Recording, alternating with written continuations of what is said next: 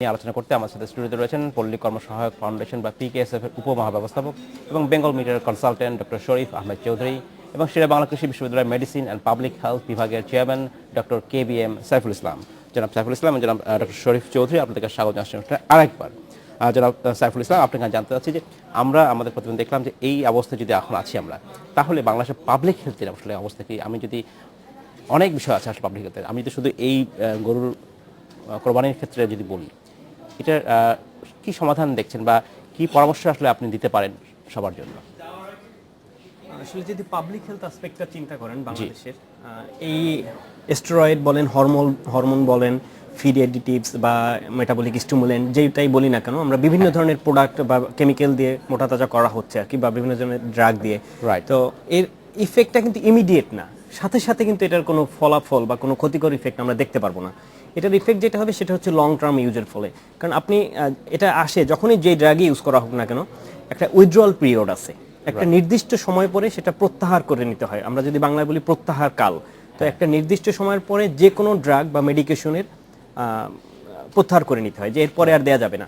তো ওই সময়ের মধ্যে যদি ড্রাগটা মিটটা, যে মিটের মাধ্যমে আসে, মিটটা যদি খাওয়া হয়, হিউম্যান কনজামশনের জন্য যাওয়া হয়, তাহলে হয় কি যে মাংসের মধ্যে ড্রাগের কিছু উচ্ছিষ্টাংশ বা রেসিডিউয়াল ইফেক্ট, রেসিডিউ থেকে যায়, কিছুটা অংশ থেকে যায়।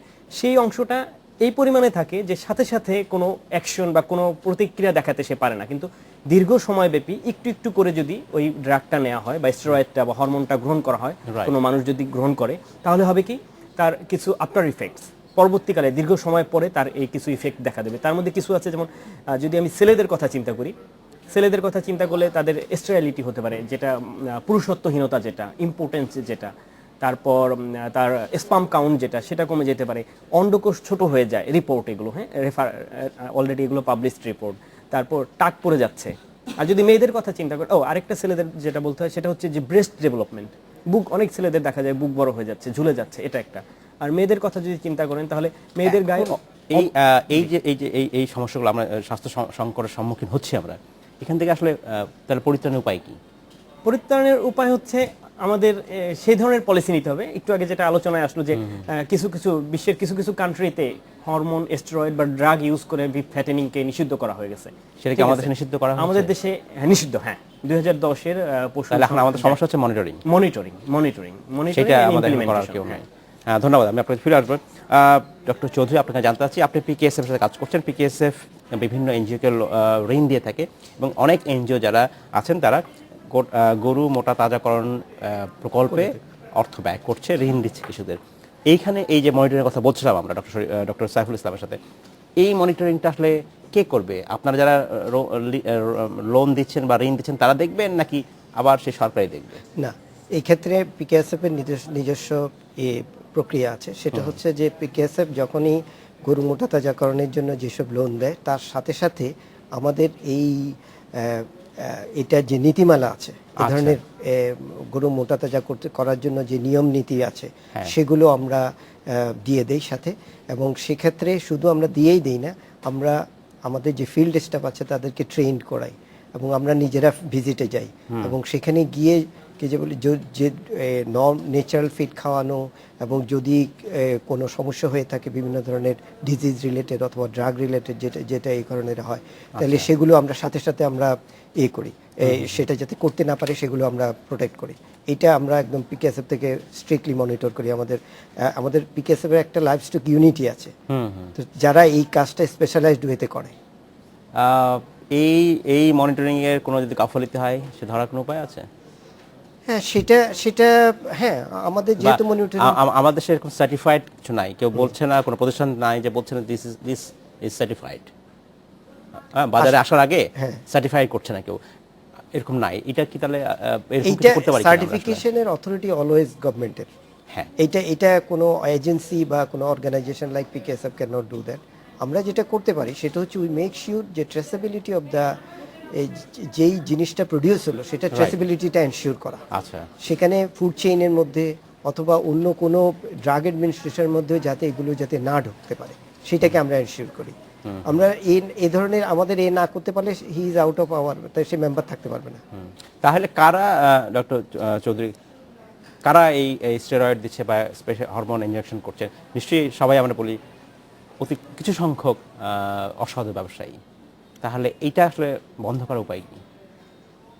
এটা বন্ধ করার উপায়, এটা ম্যাক্সিমাম ক্ষেত্রে যেটা হচ্ছে চোরাচালানির মাধ্যমে সীমান্ত পথে আসছে আর কি। হ্যাঁ, আর কিছু কিছু অসাধু ব্যবসায়ী বলবো, বা খুব অল্প সংখ্যক, এটা কিন্তু আসলে প্রচুর পরিমাণে না। গরু মোটা তাজা করলে একটা হাটে যদি আপনি 100 গরু দেখেন, 100 গরু যদি মোটা তাজা থাকে, 100 গরু কিন্তু মোটা তাজা করে ড্রাগ ইউজ করে মোটা তাজা করা না, না, করা ম্যাক্সিমাম 4 to 5%। আচ্ছা, ঠিক right, আছে, সেটাই। 4 to 5%, 4 থেকে 5 ভাগ হচ্ছে ওই ক্ষতিকর ওষুধ ব্যবহার করে বা মেডিসিন বা ড্রাগ ইউজ করে মোটা তাজা করা। তো ওই 4-5 জন অসাধু ব্যবসায়ী 2-4-5 জন থাকবেই।